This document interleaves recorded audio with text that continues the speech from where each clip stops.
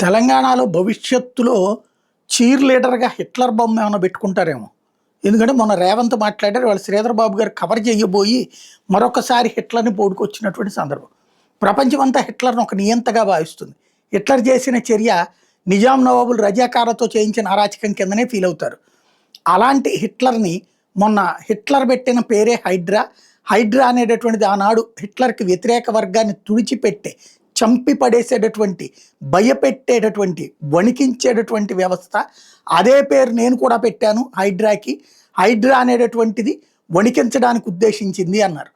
ఆ రోజున సాధారణ నిజమైనటువంటి ప్రజల్ని, ప్రజాస్వామ్యవాదుల్ని, ప్రపంచమంతా శాంతి కాముకుల్ని వణికించేవాడు ఆ రోజున హిట్లర్. ఇప్పుడు కూడా అట్లాంటి తప్పుడు పనులే జరుగుతున్నాయి.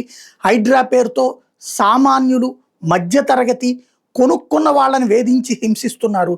అదే సందర్భంలో ధనవంతులైనటువంటి వాళ్ళకి మాత్రం దన్నుగా నిలబడుతున్నారు.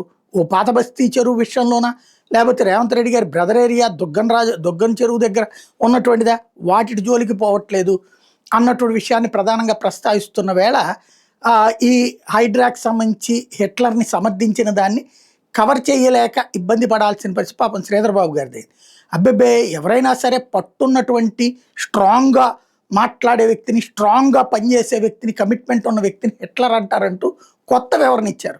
స్ట్రాంగ్గా పనిచేసేటటువంటి వ్యక్తిని అంటారా? స్ట్రాంగ్గా అవతల వాళ్ళ ప్రాణాలు తీసేవాళ్ళని అంటారా? స్ట్రాంగ్గా అవతల ఉన్నటువంటి వాళ్ళు బతకడానికి వీల్లేదనే వాళ్ళని అంటారా?